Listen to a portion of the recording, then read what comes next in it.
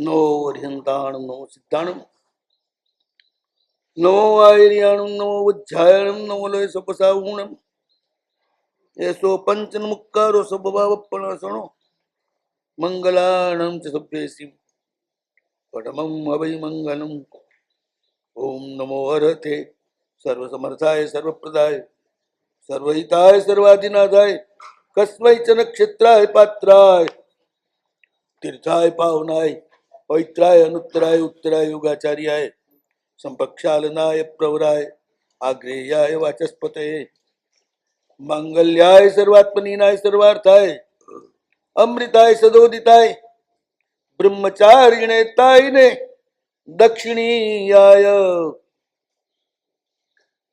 निर्विकाराय वज्रसवनाराच मूर्तये तत्वदर्शिने पारदर्शिने परमदर्शिने निरुपम ज्ञान बल वीर्य तेजशक्तैश्वर्यमयाय आदि पुरुषाय आदि परमेष्ठिने आदि महेशाय महाज्योतिस्तत्वाय महार्चिर्धनेश्वराय महामोह संहारिणे महासत्वाय महाज्ञा महेन्द्राय महालयाय महाशांताय महायोगींद्राय अयोगिने महामहीयसे महाहंसाय हंसराजाय महासिद्धाय शिवमचल मरुज मनंत मक्षयम व्याबाद पुनरावृत्ति महानंदम महोदयम सर्व दुख क्षयम कैवल्यम अमृतम निर्वाणमक्षरम परब्रह्म निश्रेयसव पुनर्भवम सिद्धिगति नामधेयं स्थानम संप्राप्तवते चराचरम अवते नमोस्तु श्री महावीराय श्री जगत स्वामिने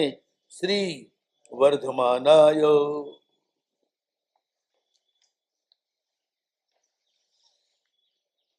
महाज्योतिष तत्वाय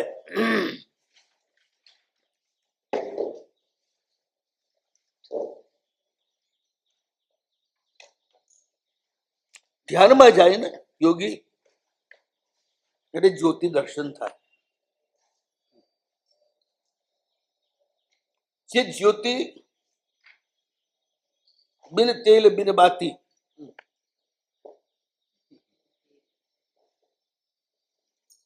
તેલ અને બત્તી વગરની છે એને કોડિયું નથી કશું જ નથી એવી જે મહાજ્યોતિ જે છે જે ક્યારે પણ બુઝાતી નથી નિરંતર એક સરખી રહે છે વધતી નથી ઘટતી નથી એવી જે મહાજ્યોતિ એના તત્વભૂત તમે છો આત્માની જે જ્યોતિર્દર્શન થાય છે ને એ પ્રભુની જ્યોતિનો આપણી જોડે સ્પર્શ થાય પછી આપણી જ્યોતિ પ્રગટ થાય મૂળ જ્યોતિ તત્વ એ છે જેમાંથી આપણી જ્યોતિ પ્રગટે છે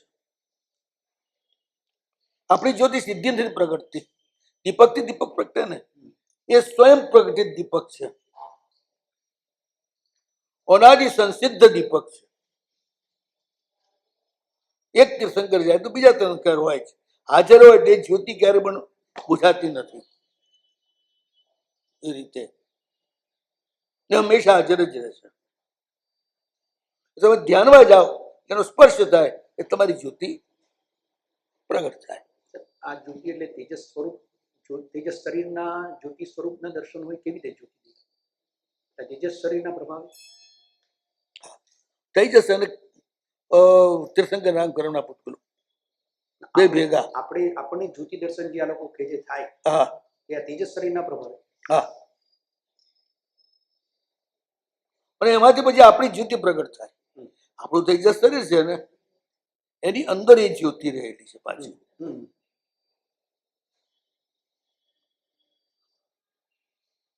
એ એકદમ મતલબ છેલ્લી છે એનાથી આગળ કશું નથી પછી એ તત્વ છે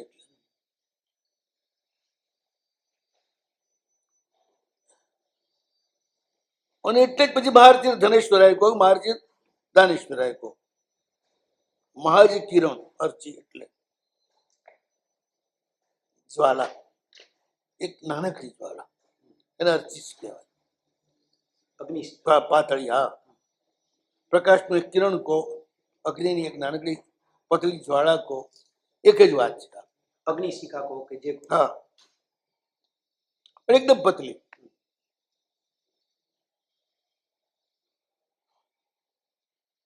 એને આપનારા છે એમ કહી શકાય, અથવા તો એના એ ધનેશ્વર, એટલે જે જ્યોતિરૂપી ધન છે એના એ ઈશ્વર છે. અને મહામોહના સંહાર કરે છે. મહામોહ જે છે ને એ અંધકાર સ્વરૂપ છે, એટલે જ્યોતિ દ્વારા જ જાય છે, જડતા સ્વરૂપ છે. એટલે આપણું ઉષ્ણતામાન વધે ને તો જ જડતા ઘટે ને, ઉષ્ણતામાન ના વધે તો જડતા ન ઘટે. અનાદિકાળનું જે આપણે ઠપ્પ છીએ, દિવસમાં તો સાવ ઠપ્પ હતા, સંપૂર્ણ બરફ હતા, સમજી લો ને, કદી ન પીગળે એવો બરફ. ગમે તે સૂર્ય ઉગે કે અસ્ત થાય કેવો તો ઉપર આવે, પણ એ કદી પીગળે જ નહીં. એ એટલે ઘન અંધકાર, પ્રગાઢ, એ અંધકાર મહામોહનો જ છે પાછો. એનો સંહાર કરે છે, સ્ટેપ બાય સ્ટેપ, ધીરે ધીરે ધીરે ધીરે ધીરે સંપૂર્ણ એનો નાશ કરી નાખે છે. પ્રકાશ સિવાય બીજા કોઈથી શક્ય જ નથી ને. જડતાનો નાશ પણ ગરમી સિવાય શક્ય જ નથી. અને ગરમી આપવી અગ્નિનો સ્વભાવ છે, પ્રકાશનો સ્વભાવ છે, જ્યોતિનો સ્વભાવ છે.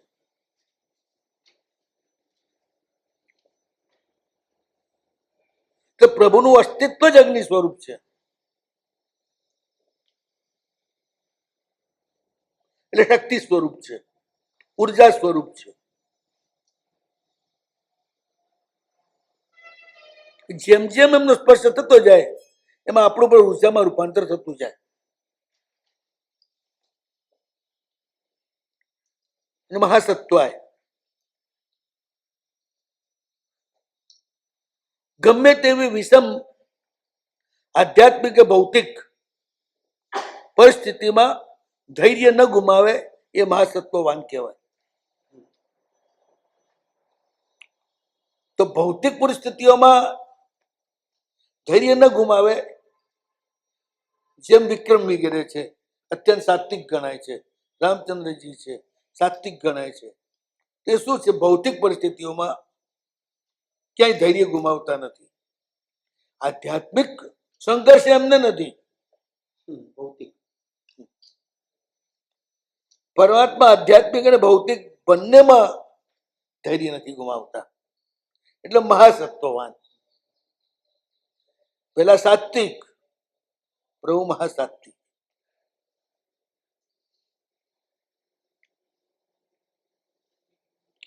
સંસારના બધા જ દ્વંદ્વ એનાથી પ્રભુ મુક્ત છે, એટલે મહાશાંતાય. હવે એમને પ્રાપ્ત કરવાનું કશું જ બાકી નથી, માટે મહાશાંતાય. સમુદ્ર મધ્ય ભાગમાં કેવો ગંભીર અને શાંત હોય છે, તોફાન એના કાંઠે હોય છે. નદીઓ આવે, સામસામો અથડાય, એ તોફાન પેદા થાય.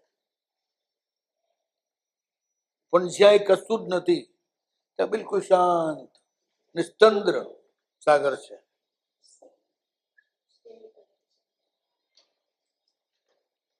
અને એમાં આપણે અઢીદીપ જ જે છે એ બધું તોફાન છે સાગરોમાં. એની બહારના બધા સાગર સ્થિર ગંભીર છે. કોઈ નદીઓ કોઈ પણ દ્વીપમાં છે નહીં. પહાડ ઉપરથી એક પણ નદીઓ વહેતી નથી, ક્યાંય કોઈ ગ્રહ નથી કે જેમાંથી નદીઓ પ્રગટ થાય. ત્યાં વરસાદ જ નથી, ગ્રહોનો ચાર નથી, એટલે ઋતુઓ નથી, એટલે વરસાદ નથી. પછી નદીઓ ચાલવાની ક્યાંથી અને સમુદ્રમાં ભળવાની ક્યાંથી? એટલે બધા સમુદ્ર શાંત અને બધા સમુદ્ર મીઠા. ખારો તો એક જ લવણ સમુદ્ર છે, બાકી કોઈ સમુદ્ર ખારા છે જ નહીં. સ્વયંભૂ સમુદ્ર મીઠો ને કાલો દરિયે મીઠો, પુષ્કરાવલ સમુદ્ર મીઠો. એ બધા બેટવાળા તો પાણી કોઈ તકલીફ જ નથી. નદીઓમાં ના હોય તો દરિયામાંથી ભરી લો.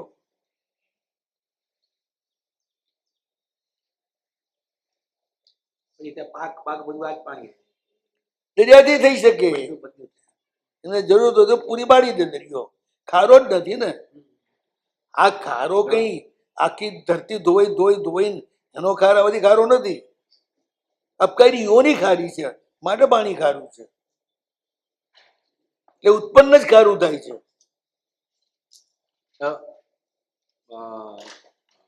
ધરતીખંડમાં ને બધી તો નદીઓ છે, 28 દિવસ સુધી જ નદીઓ છે. તો આમ તો કાલો નદીમાં પણ ચડાવ ઉતાર નથી ને? હા ત્યાં આવે. ભરતી નથી ને? મેં શું કહ્યું 28 દિવસથી બહાર બિલકુલ શાંતિ છે.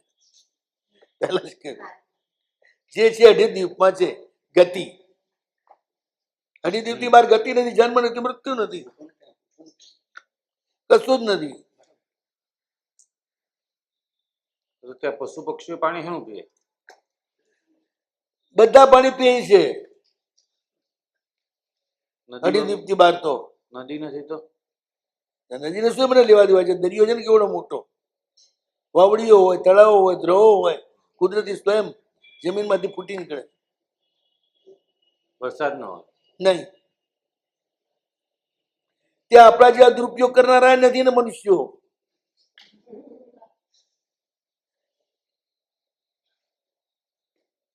પશુ પંખી તો ઇકોલોજી સાથે જોડાયેલા છે. એ ગંદકી કરતા નથી, દુરુપયોગ કરતા નથી. બોલો, ગમે તેટલા પંખીઓ અને પશુ હોય, ગટર છે એમના માટે, લેટ્રિન બાથરૂમ છે એમના માટે, ક્યાં એમનું સ્મશાન દેખાય છે? અને આટલા પશુઓ મનુષ્ય પાળે એની વાત છોડી દો. જંગલમાં જે છે, કોઈ જંગલ દુર્ગંધથી બગડી ગયું હોય એવું આજ સુધી દેખાણું નથી. એમની આખી વ્યવસ્થા જ છે બધાના નિકાલની. આખું તંત્ર ગોઠવાયેલું છે નિસર્ગનું, પ્રકૃતિનું. માં દોઢ ડાયો તો માણસ જ છે, યન નેચરલ છે.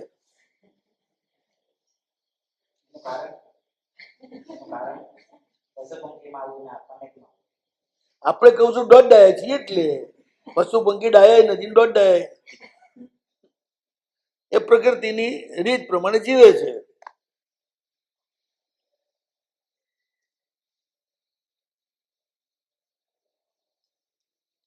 પશુ પંખી એમને સંગ્રહ છે નહીં, લોભ નથી, બરોબર. ભોજન ફરીને દાણો દાણો વીણીને ખાવાનું.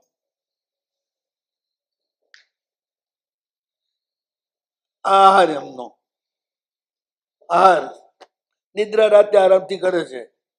કોઈ પંખીને ઊંઘ ના આવતી હોય પિલ્સ લેવી પડે કે ઢોરને કોઈ પિલ્સ આપવી પડે એવું આજ સુધી જોયું નથી. એના ડોક્ટરો છે, જનાવરના ડોક્ટરો નીકળ્યા છે. અહીં તો માણસે ડખો કર્યો માટે. એમાં આપણા જનાવર દુઃખી આપણા દોઢ ડાપણથી થાય છે, અને બીમાર આપણા દોઢ ડાપણથી થાય છે. એમનું ડાપણ તો બરોબર હોય છે. એમને અંદર જરા પણ તકલીફ હોય ને તો ગમે તેટલું કરો તો એ જમ્સ ખાશે જ નહીં.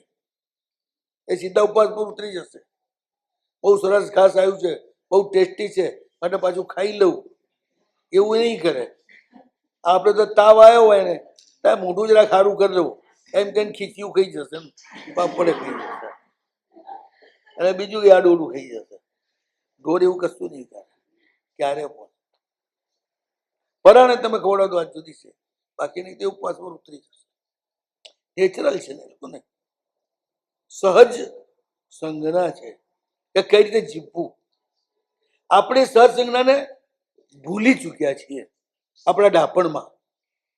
અને ચારે બાજુથી એટલા બધા માહિતીઓના મારા મોબાઈલથી, ટીવીથી એટલા બધા આવી ગયા છે કે તમારું આખું માઇન્ડ છે ને એ લોકોને ઉધાર થઈ ગયું છે. તો માઇન્ડ તમારી પાસે છે જ નહીં. એ બધી જાહેર ખબરોને વેચી ગયેલું છે.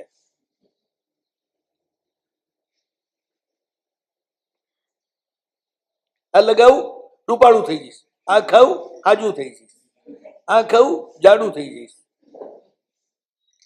આમાંથી ઊંચા નથી આવતા. કાં ખાવું પાતળું થઈ જઈશ. આખો દડાનું આ જ ગોતતા હોય છે. પશુઓ બિચારા ક્યાંય કહેતા કે જોયા તો બહુ જાડા થઈ ગયા છે, હવે હાંફી જાય છે, હાડીએ હકતા નથી. બુદ્ધિ નથી એ લોકો. બુદ્ધિ નથી પણ સમજણ છે.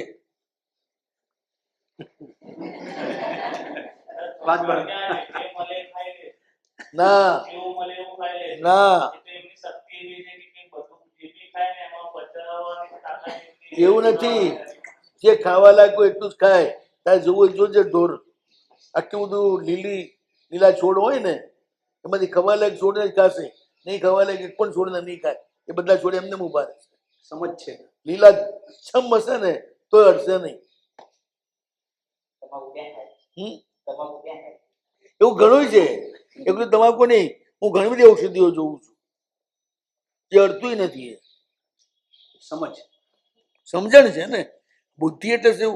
જે ઉધાર સમજણ લે એનું નામ બુદ્ધિ.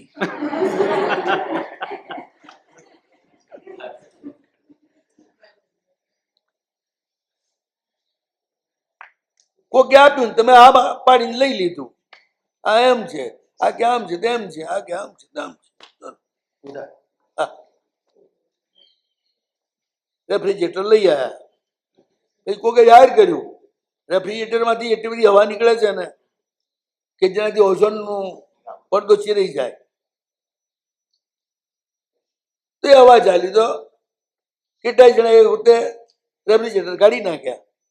પછી વળી બીજા વૈજ્ઞાનિક સંશોધન આવ્યું કે ના ના એવું નથી, ફલાણાની કંપનીનું લો ને તેમાંથી એવો વાયુ નથી નીકળતો. એટલે મારે બીજું કઈ નહીં, એમનો માલ વેચવા માટે શું કરે, પેલા જૂના ઠાઠિયા તમે કાઢતા ના હો એટલે એ ઠાઠિયા કરે છે ઓઝોનનું વાયુ તોડવાનું કામ. એટલે તમે કાઢો એ માટે ને એમનું નવું બધું વેચાય ને માટે આવા ગતકડા કરે ને તમે માની લો.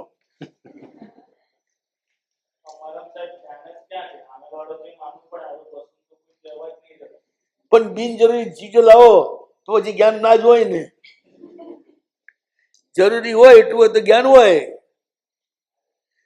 જેનું જ્ઞાન નથી એ બિનજરૂરી છે એટલું સમજીને ચાલુ.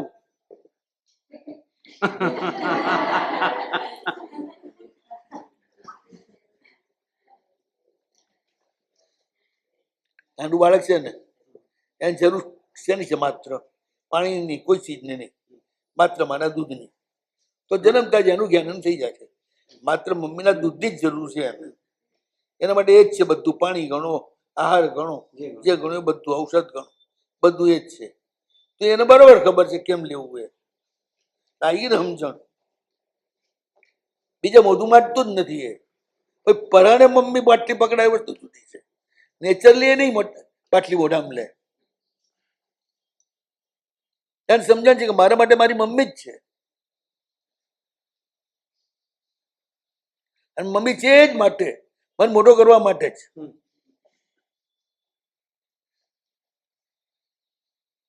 તો જ માં કહેવાય ને. એટલે એનામ સમજણ છે ને. પછી જેમ જેમ મોટો થતો જાય ને અને બધા ઉધાર જ્ઞાન આપતા જાય તેમ તેમ બુદ્ધિ આવતી જાય, એમ બગડતો જાય. જેમ બુદ્ધિ વધતી જાય એમ બગડતો જાય. છેલ્લે એવો બગડી જાય ન મમ્મીનો રન, ન પપ્પાનો, ન સમાજનો. શી ખબર કોનો છે એ જ ખબર ના પડે આગળ જતા. એટલે ઘણું બધું ઉધાર છે ને એ દેવાળું કરાવે. આ રીતે આખું કુટુંબ તૂટી જાય. પછી એવા લોકો છે ને પરણે ને તોય નક્કામાં. ત્યાં અક્કલ જ ચલાવ્યા કરે. ઘરવાળી જોડે અક્કલ ના ચલાવાય. અક્કલ ચલાવે તો ઘર તૂટે. ત્યાં સમજણ ચલાવવી પડે. કે બોલે ત્યારે આપણે બોલવું નહીં, માત્ર સાંભળવું.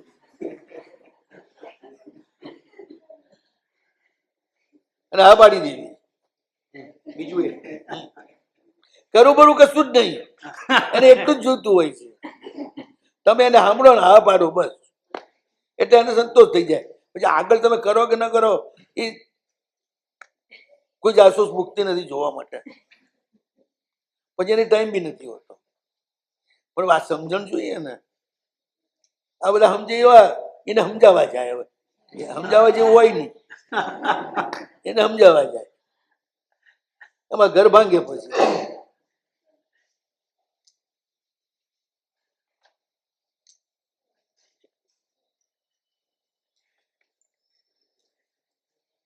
મહાશાંતાય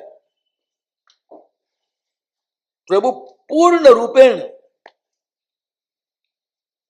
કોઈ પણ જાતની ઉત્તેજનાથી રહિત છે. એમને કોઈ બાબતની ઉતાવળ નથી. આપણને જ્ઞાન આપવાની ઉતાવળ નથી, આપણને તારી નાખવાની પણ ઉતાવળ નથી. ભાવ છે, તીવ્ર ભાવ છે, શ્રેષ્ઠ કોટીનો ભાવ છે, પણ ઉતાવળ નથી.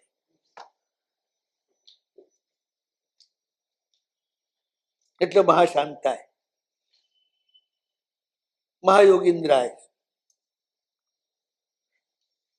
યોગીન્દ્ર શબ્દ પૂરતો હતો, પણ એમાં ભાઈ ચડાયું મહાયોગીન્દ્રાય. મહાયોગીઓના પણ ઇન્દ્ર છે. મીન્સ એક તો યોગી છે કે જે પોતાના પ્રાણાયામ આદિ દ્વારા પોતાના આત્મા સાથે જોડાય છે. પછી મહાયોગી છે જે આખી પ્રકૃતિ સાથે જોડાય છે. પ્રકૃતિ એનાથી ભાવિત બને છે. એટલે જ્યાં બેઠા હોય ત્યાં લાગ પડે તો 6 ઋતુ એક સાથે વિકસે. બધા જ પશુઓ પ્રેમથી વર્તે.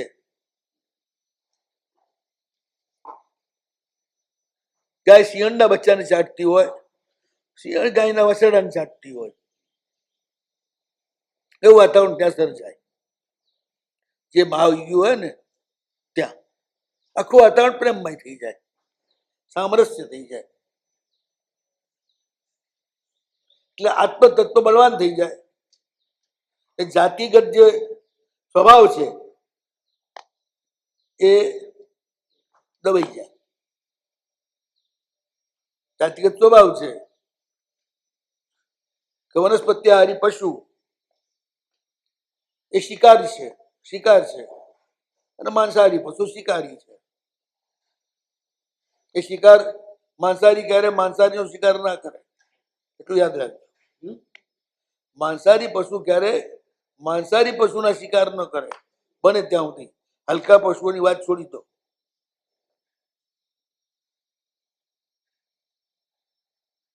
ઉત્તમ પશુઓ જેટલા છે, વાઘ છે, સિંહ છે, વૃક્ષ છે, શુદ્ધ ઓલાદ.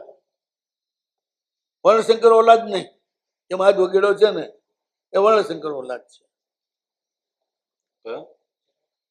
આ વગેડો આવે છે મારવાડમાં. હા, જરક જરાક જુદું બધું. એ બધી શુદ્ધ ઓલાદ છે.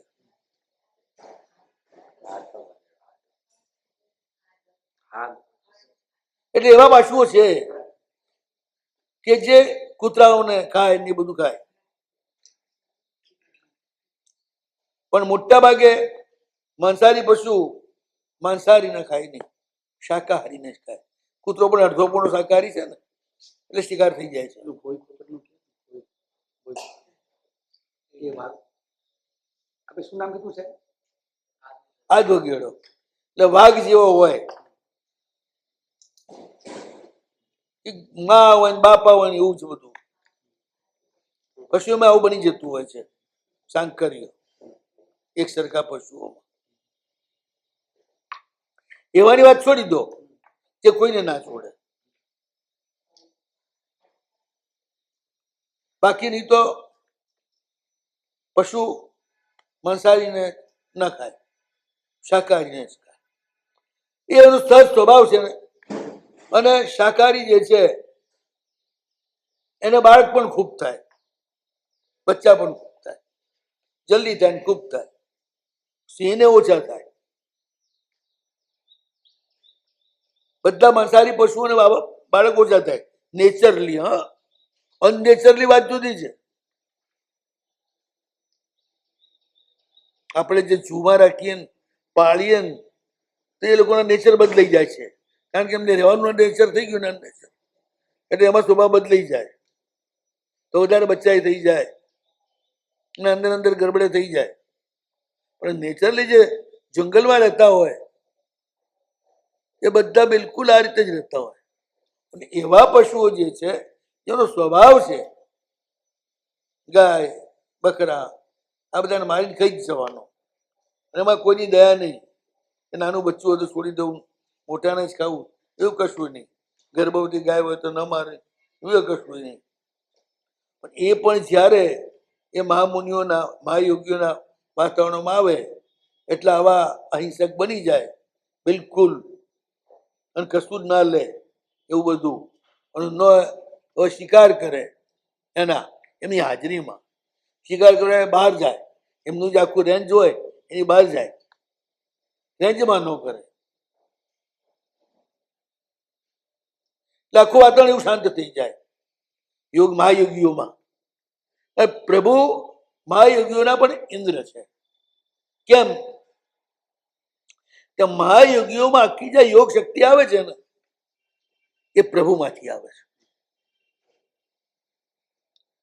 માટે મહાયોગ ઇન્દ્રાય. આ મહાયોગીઓ પણ પ્રભુના આલંબનથી આવી ઉચ્ચ સ્થિતિમાં યોગની પહોંચે છે, માત્ર પોતાના જોર ઉપર નહીં, પોતાના બળ અને પગ ઉપર માત્ર તીર્થંકરો જ ઉભા થાય. એટલે અયોગીને એમને ક્યાંય જોડાવાનું નથી, દુનિયા આખી એમની સાથે જોડાવાનું છે, એમને ક્યાંય જોડાવાનું નથી. એટલે અયોગીને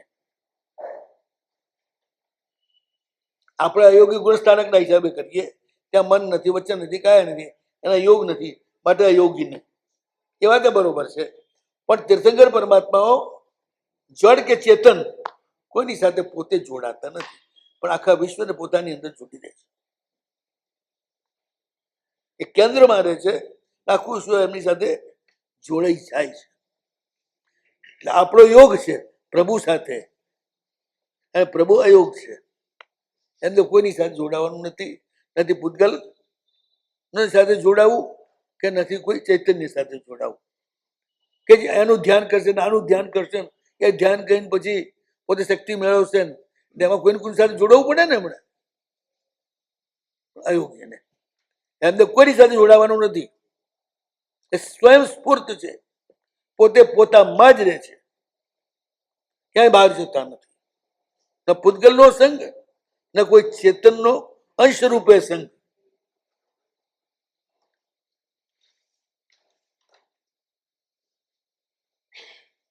ભગવાન અંશી છે અને બધા એમના અંશ બની જાય, વસ્તુ જુદી છે.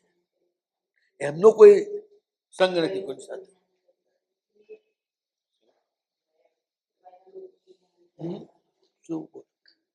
પ્રેરકનું ધ્યાન જોરથી બોલો ને. પ્રભુ જે છે અણુનું ધ્યાન કરે છે, ચૈતન્યનું નહીં, પણ સ્થિરતા માટે એ પણ ત્રાટક જ છે એમનું, એ ટાઈપનું અંતસ્ત્રાટક. ત્રાટક બે જાતના છે પાછા. અંદર જે પોતાના જ આત્માની જ્યોતિનું જે બિંદુ છે એ ભગવાનનું પ્રગટ હોય છે, એના ઉપર ધ્યાન કરે, અંદરનું ત્રાટક થઈ જાય છે. તો આ બહિર જ્યોતિ અને કોઈ પણ આવા અણુપૂતગલો એના પર ધ્યાન કરે. પણ એમને કોઈ જોડાવાનું નથી, આપણે જોડાઈને પ્રાપ્ત કરવાનું છે. એમને સ્વયં પ્રાપ્ત કરવાનું છે, કોઈની પાસેથી મેળવવાનું નથી, આપણે એમની પાસેથી મેળવવાનું છે.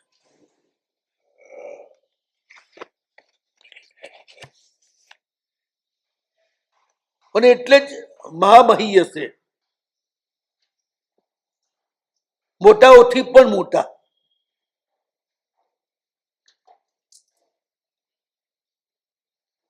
છેલ્લા મોટા, એમનાથી મોટું કોઈ નહીં.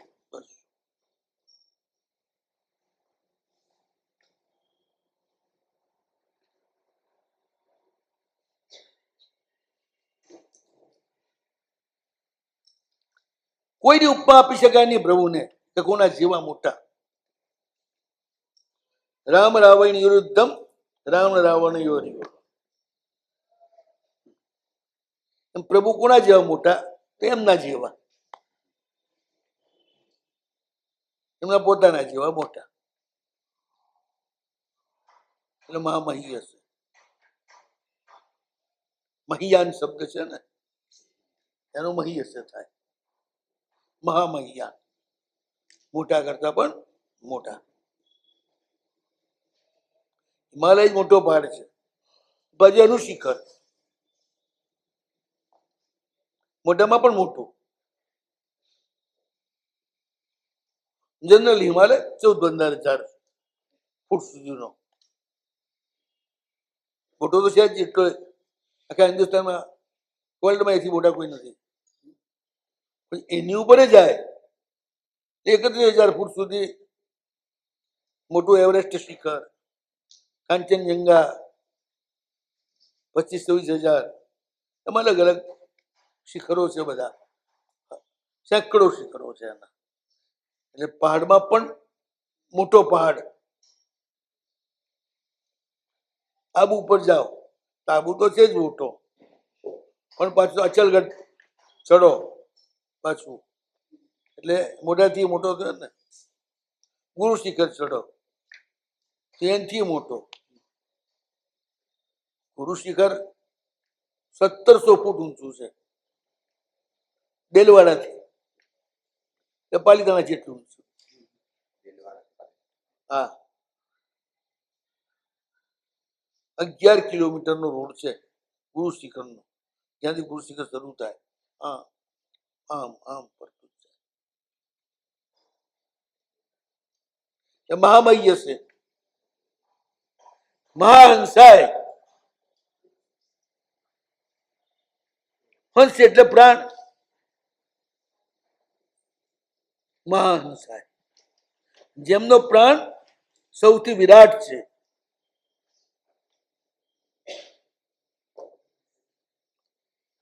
બધાયને પ્રાણ પહોંચાડે એવા પ્રાણ છે પ્રભુ.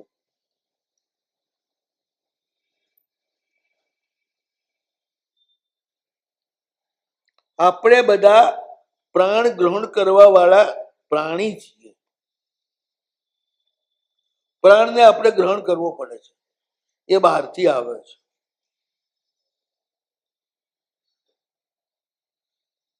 પ્રભુ બહારથી પ્રાણ લેતા જ નથી, સ્વયં પ્રાણના ઉત્પાદક છે, પ્રાણ શક્તિના ઉત્પાદક છે.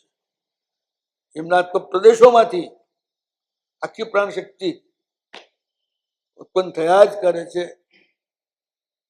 થયા જ કરે છે, ખૂટતી જ નથી. આખા વિશ્વને પહોંચે એટલી પ્રાણ શક્તિ ત્યાંથી ઉત્પન્ન થાય.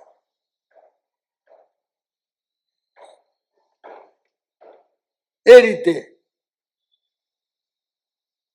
કોઈ એમ કે છે હંસ એટલે ગુરુ. કેવી રીતે ગુરુ? તો હંસોમાં જેમ વિવેક છે, ક્ષીર અને નીર બે જે જુદું કરે છે, એમ ગુરુમાં પણ વિવેક છે, જડ અને ચેતન બે જુદા કરે છે. જડ અને ચેતન બંનેને જે ભિન્ન કરે એનું નામ હંસ. એટલે એ ગુરુ. તો પ્રભુ મહાગુરુ છે, મહાહંસ. જડ અને ચેતન બંને જુદા કરી આપે છે.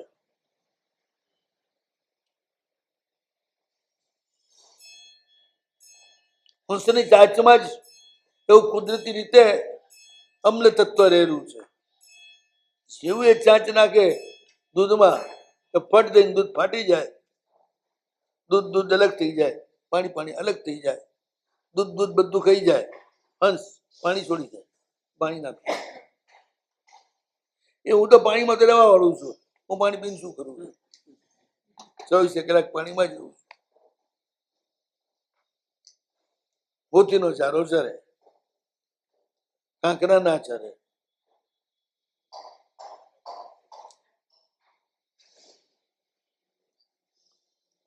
તો મહાહંસાય ભેદ વિજ્ઞાન જેમને સિદ્ધ છે સ્વયં, અને બધાને જે સિદ્ધ કરી આપે છે. પ્રભુની સહાય વિના જળ ચેતનનો ભેદ સીધો આપણે કરી શકતા નથી. પ્રભુ ગુરુ દ્વારા કૃપા કરે અને શિષ્ય એના પર અનુગ્રહ થાય અને જળ ચેતનનો ભેદ એના અનુભવમાં આવી જાય. બાકી બુદ્ધિથી ગમે તેટલી મથામણ કરે, ધ્યાનનો ઢોંગ કરે, ભંગ. એ બેઠું. બુદ્ધિ જ્યાં બેઠી હોય ને ત્યાં ધ્યાન ઢોંગ બની જાય. એટલે ધ્યાનનો આધાર શ્રદ્ધા છે, બુદ્ધિ નથી. પણ શ્રદ્ધે માત્ર પરમાત્મા જ છે, બીજા કોઈ છે નહીં.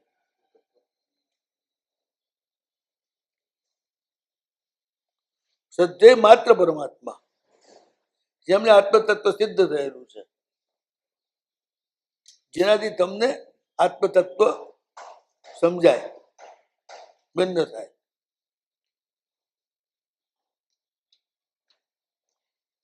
હંસ રાજાએ મહાસિદ્ધાય હંસા ને હંસા જાય બેમાં શું?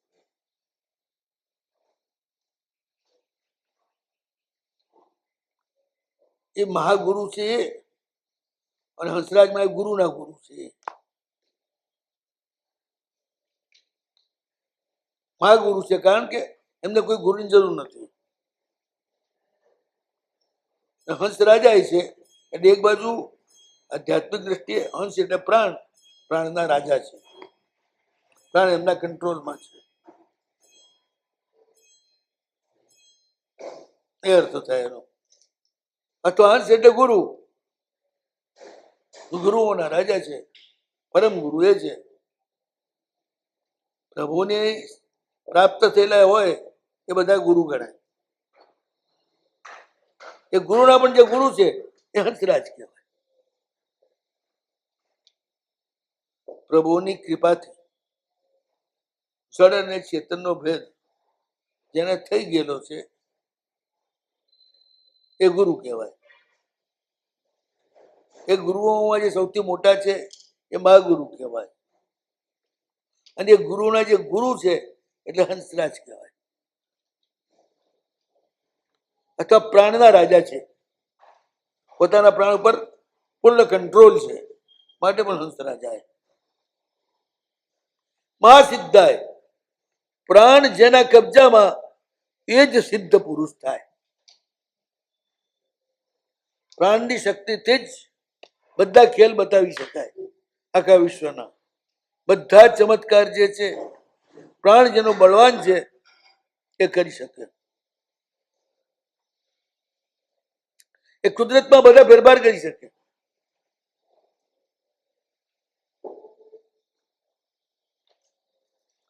પ્રાણ કંટ્રોલમાં હોવાના કારણે.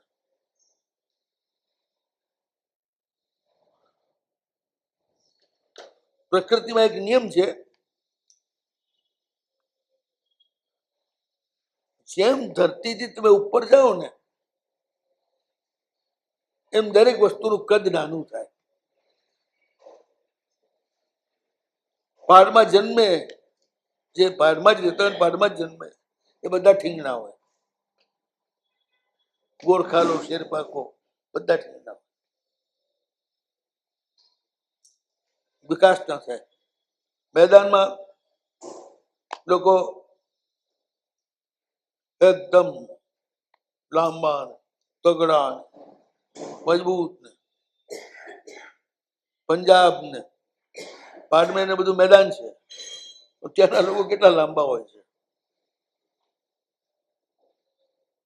કાશ્મીર મેદાનમાં છે તો લોકોની હાઈટ મોટી છે. ઉપર જે લદ્દાખ ની બાજુ જાઓ તો બધા ઠીંગણા, કારણ પહાડની ઉપર છે.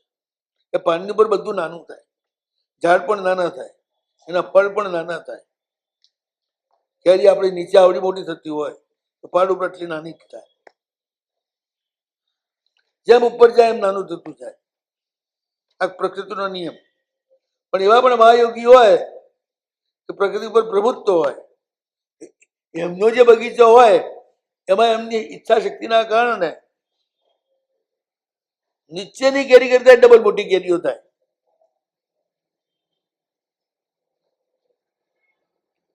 શાકમાં પણ એ રીતે દરેક શાકની ચીજ, ભીંડો નીચે 4 ઇંચ લાંબો હોય કે 5 ઇંચ લાંબો હોય, લાંબામાં લાંબો, અને આટલો પતળો હોય, અડધો ઇંચ, પોણો ઇંચ, અડધા ઇંચથી વધારે જાડો ના હોય. પણ એમની જે ઈચ્છા શક્તિથી જે બનાવ્યો એની અંદર ઈંડો 6-7 ઇંચ લાંબો થઈ જાય, એથી વધારે લાંબો થઈ જાય. સ્વાદ પણ એકદમ ટેસ્ટી, બધામાં ફરક. હવે હિમાલયમાં હિમની વચ્ચે તો પેદા જ ના થઈ શકે, જે થાય નાનું જ થાય. ઝાડ બડે મોટું હોય પણ ફળ નાના જ હોય, પણ આમનું બધું જ મોટું હોય.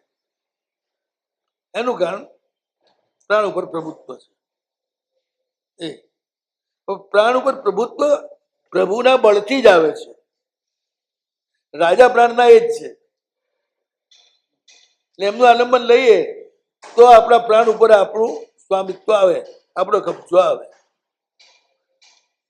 જેમ તમે જે રાજ્યમાં છો એના કાયદાનું પાલન કરતા હો તો તમે જે પ્રોપર્ટી ખરીદો એના માલિક તમે બની જાઓ.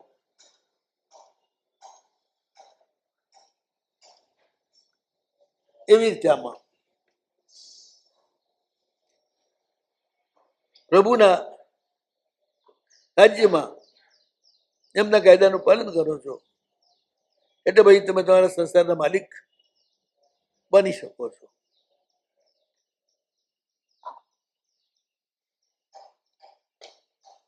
નહીં તો નહીં. એટલે માલિક એ છે, એનો અંશ બી તમારામાં આવે તો માલિક થઈ શકો. એટલે હંસ રાજાએ પ્રાણના એ રાજા છે, પ્રાણને બળ આપનારા છે, પ્રાણને બલિષ્ઠ કરનારા છે. પછી મહાસિદ્ધાય, પ્રાણ જેનો કબજામાં એ વ્યક્તિ સિદ્ધ હોય. પછી પ્રકૃતિના નિયમ પ્રમાણે એનો ચાલે, એના ઈશારે પ્રકૃતિ ચાલે.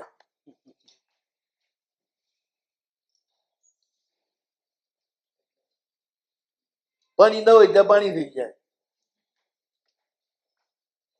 બંજર જમીન હરિયાળી થઈ જાય.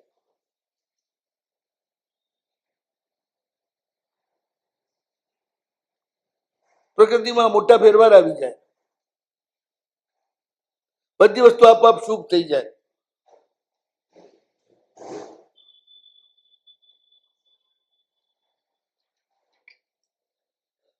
એક જ એવી વ્યક્તિ પુનિશાળી નગરમાં જન્મી જાય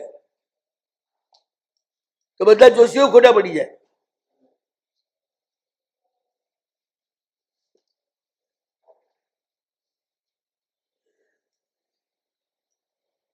દુષ્કાળના ભવિષ્યવાણી કરી હોય, બીજી ભવિષ્યવાણી કરી હોય, પણ આવી વ્યક્તિ આવે તેમાં ફેરફાર થઈ જાય. મહાસિદ્ધાય હા બને ને.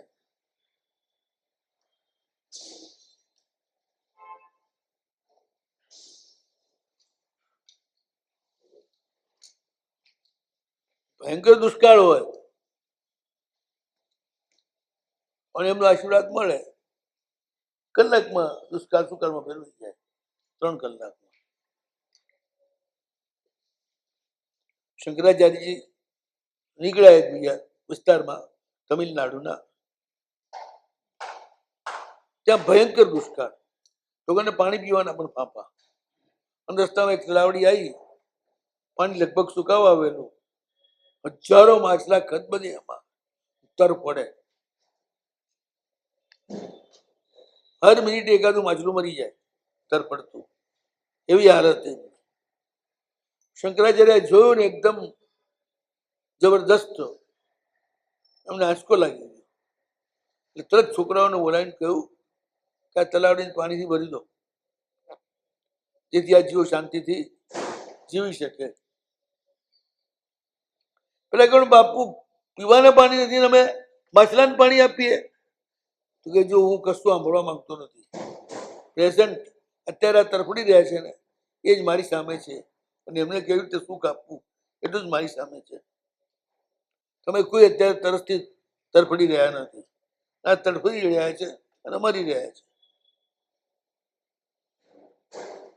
શંકરાચાર્યની આજ્ઞા એટલે છોકરાઓ ડોલ પાણી લઈ આવ્યા. સેંકડો છોકરાઓ હતા કે લાઈન લાગી ગઈ, સેંકડો ડોલ ઠલી દીધું પાણી એમાં. માછલા બધા બચી ગયા, એકદમ આસાઈશ પામ્યા.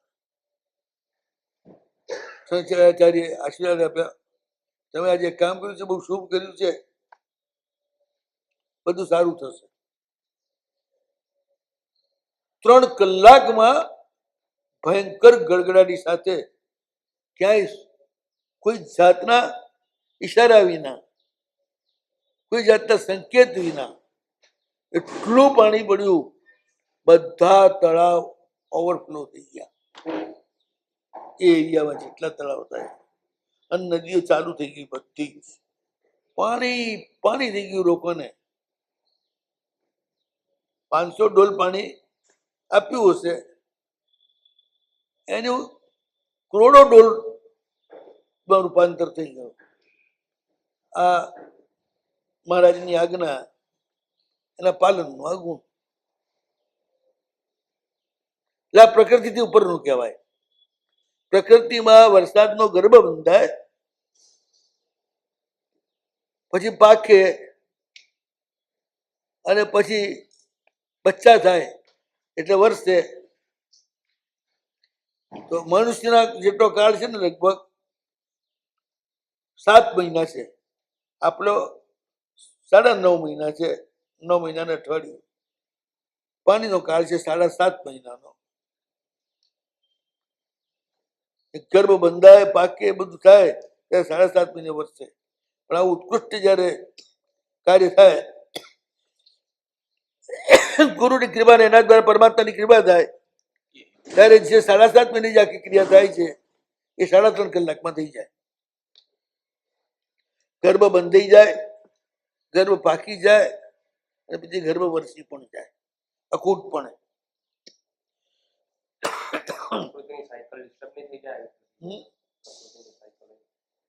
આ બહુ વધારે સરસ રીતે ચાલે. ડિસ્ટર્બ તો આપણે કરેલી હોય છે, માટે ટાઈમસર વરસાદ નથી આવતા. જો એટલા પૂરતા પ્રમાણમાં વરસાદ નથી આપતા, એ આપણે ડિસ્ટર્બ કરેલી છે આખી સાયકલ. એટલે ગુરુ એ સાયકલને થોડી ઠીક કરી આપે છે. તમે થોડુંક પ્રાકૃતિક રીતે જીવો ને, માછલાને જીવડાવ્યા, આપણે જીવવું છે એમ એમને જીવવું છે. જેને જીવવું છે એને જીવડાવો તો એ તમને જીવડાવશે. ત્યાં માછલાને જીવડાયા, માછલાના બધા આત્માઓનો આશાયશ મળી. તો માછલા જે છે જળના જીવ છે, જળના સંતાન છે. તો કોઈના પણ બાળકને તમે રાજી કરો એટલે એની માં રાજી થઈ જ જાય. તમે માછલાને રાજી કર્યું, એની માં કોણ? અબકાય. એ રાજી થઈ ગયા, એ રાજી થઈ ગયા એટલે બધી વરસી પડ્યા. જેને રાજી કર્યા એના માટે બહુ સાફ ગણિત છે.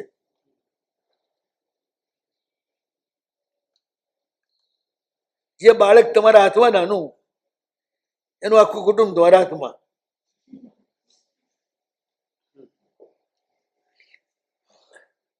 મમ્મીને પકડો તો એકલી મમ્મી જ હાથમાં આવે ને, પપ્પાને પકડો તો એકલો પપ્પો જ હાથમાં આવે, એના છોકરાને પકડો તો બધા હાથમાં આવે.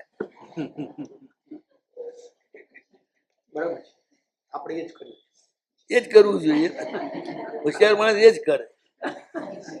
પેલું ભોળું હોય, 4 ચોકલેટમાં આવી જાય અને બાપ ના આવે, એ પછી 40 કરોડ માંગે.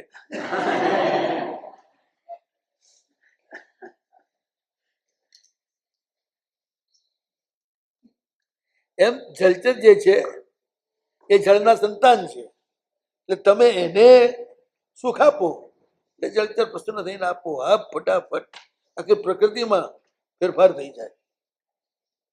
કશું ન હોય ને આકાશમાં આપોઆપ વાદળો રચાઈ જાય, પાકી જાય ને એ ત્રસ્કાઈ જબરદસ્ત યોની એવી પેદા થઈ જાય કે આખો સમુદ્ર ભરાય એટલું પાણી પડે. કઈ દરિયામાંથી પાણી આવતું ને આટલું બધું તો થોડો ઘણો દરિયો ખાલી દેખાય. કોઈ દરિયામાંથી પાણી નથી આવતું. પુણ્યના કારણે આકાશમાં મેઘનો ગર્ભ બંધાય, પરિપક્વ થાય એટલે પછી વર્ષે એને એક ટાઈમે પાણી ઉત્પન્ન થતું જાય ને વર્ષે બિલકુલ તાજું, દુનિયામાં સૌથી તાજું ઉત્પન્ન થાય ને વર્ષે, ઉત્પન્ન થાય ને વર્ષે.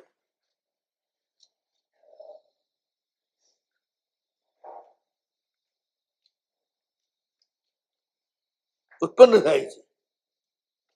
ઉત્પન્ન થાય છે એની પાછળ પ્રાણ કામ કરે છે અને પ્રાણના સ્વામી હંસ રાજા પરમાત્મા આખી પ્રકૃતિને ચેન્જ કરી આપે માટે મહાસિદ્ધ પણ છે. આ સિદ્ધનો અર્થ મોક્ષમાં ગયેલા એ અર્થ આપણે નથી લીધો.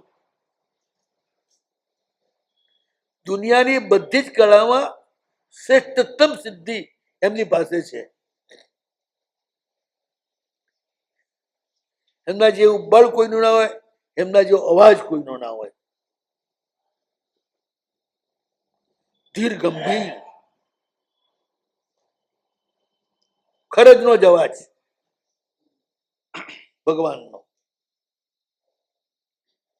પણ ખરજમાંથી ઠેઠ હા બેઠો છે ને અનિલ, ઉપર સુધી જાય, કઈ તૈડાય વિના. એવો અવાજ ખાલી સાયકલ નો હતો બસ. સાયકલ એકદમ ગંભીર અવાજ.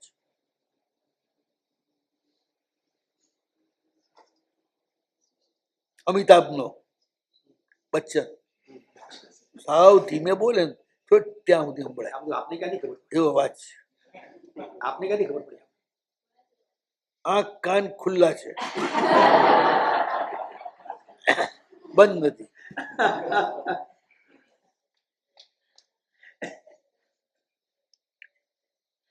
પ્રભુનો ત્યાંથી ક્યાં આગળ જાય તો ધીર ગંભીર અવાજ હોય, સમુદ્રના ગર્જન જેવો, આમ લહેરાતો જાય. સાવ ધીમો હોય ને તો પણ માઇલો સુધી લહેરાવાને કારણે એની એ જ માત્રામાં બધાને સંભળાય સ્પષ્ટ. અવાજ લહેરાવો બહુ આગળની વાત છે. કોઈ જ સંગીતકાર એવો હોય જેનો અવાજ આમ લહેરો મારતો કંપન કરતો આગળ જાય. બહુ ઓછા સંગીતકાર એવા.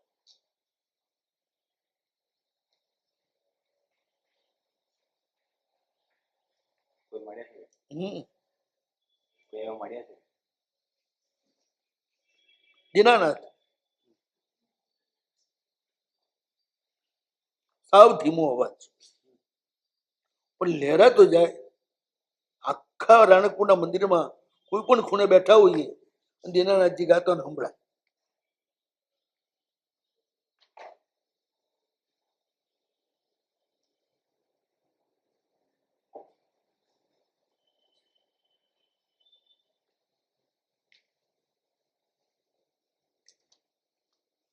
પરમાત્માનો અવાજ એટલે સાગરની જે ગંભીર ઘોષ હોય ને,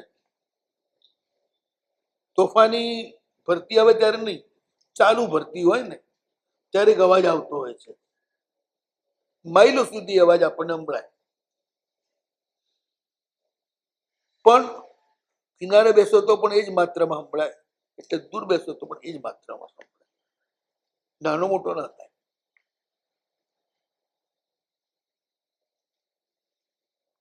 તો મહાસિદ્ધાય કોઈ વિશ્વની કલા, કોઈ પણ વસ્તુ એવી નથી જેમાં પ્રભુ ટોપ પર ના હોય, પ્રભુ એના સિદ્ધ ના હોય અને પ્રભુ એના વિનિયોગ કરનાર ના હોય. ઈશ્વર સાથે જોડાયા પછી જ સંગીતકારનો અવાજ દિવ્ય બને છે, અદ્ભુત બને છે. જ્યારે એનો આખો ઈગો ઓગળી જાય, ઈગો, અહંકાર, હું ગાઈ રહ્યો છું એ બી જતું રહે, ત્યારે પ્રભુનો અવાજ પ્રગટ થાય. ત્યાં સુધી ના થાય. એનું ગળું પ્રભુના અવાજ માટેનું ગળું થઈ જાય. રોય થઈ ગયા ને, રોય પ્રભુના પરમ ભક્ત અરવિંદ કુમાર રોય, શું નામ હતું? દિલીપ કુમાર રોય. એનો પાસે એ જ અવાજ હતો. ગાંધીજી પણ જયારે એમણે ભજન ગાયા હતા, અભિભૂત થઈ ગયા, અપૂર્વ. એ તો ગાંધીજી સૂકો માણસ, હવે બધી વાત છે, બહુ સૂકો માણસ. કલા તેને કઈ લેવા દેવાની, બ્રહ્મચારી માણસ કલાનો.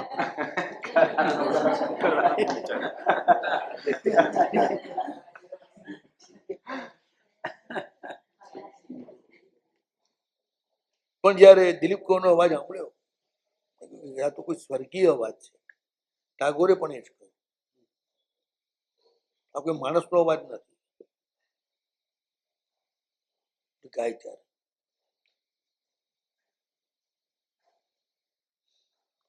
અને ત્યાં પછી ઇન્દિરાબેન હતા, શ્રી કૃષ્ણના પરમ ભક્ત. ઇન્દિરા બેટી. ઇન્દિરા બેટી અલગ છે, તો પરમ ભક્ત હતા. મીરાનો અવતાર ગણાતા. એમના મોઢેથી મીરાના સેંકડો ભોજન જયારે ભાવાવેશમાં હોય ને ત્યારે ગાતા હોય, મીરાના સેંકડો ભોજન ન લખાયેલા એમના મોઢેથી પ્રગટ થયા. જે વખતમાં લખાયા નતા, મીરા ગાતી ને પાછળ બેઠેલા લખી લેતા. પણ ઘણા એવા કે કોઈ ના હોય, એકલી મીરા જ ગાતી હોય મસ્તીમાં. એવા બધા ભજન એનું મીરા સાથે એનું આત્માની એકતા થઈ ગઈ, એનાથી પ્રગટ થયા. પણ એ વ્યક્તિ જે પ્રગટ થાય ત્યારે જે અવાજ હોય ને એ અવાજ જુદો જ હોય. ભાવાવેશમાં બેઠી હોય અને પોતાનું કશું ભાન ન હોય, વ્યક્તિત્વ ખતમ થઈ જાય, માત્ર અસ્તિત્વમાં જ લીન હોય, ત્યારે એ પ્રભુનો અવાજ પ્રગટ થાય. ત્યાં સુધી ના થાય. મહાસિદ્ધાય નવવર્યંતાણનો સિદ્ધાંતનો વાયરણનો ઉચ્ચારણ કમલે સુપસામણમ એસો પંચન મુક્કાર શોભા મંગલાંચ સુદ્વેશી પડમમ હોય મંગલમ.